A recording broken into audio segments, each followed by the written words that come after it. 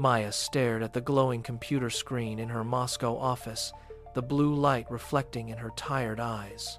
The email was official, confirming her promotion to senior director. Around her, the air filled with the rhythmic sound of colleagues clapping for her. She forced a smile, a mask for the hollowness growing in her chest.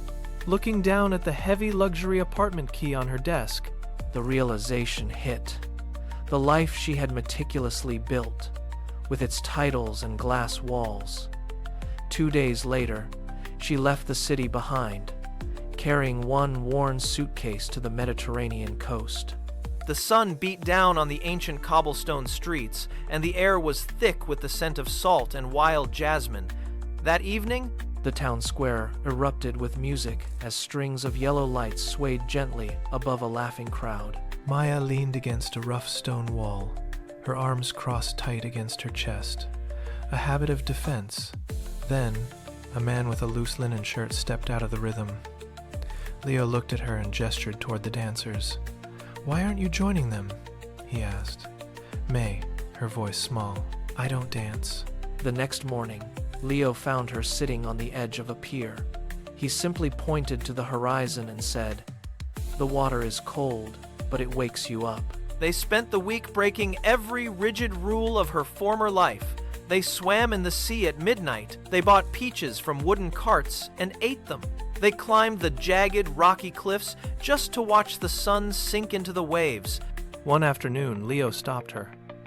"What makes you feel alive?" he asked. Maya looked at the crashing waves and realized she had no answer.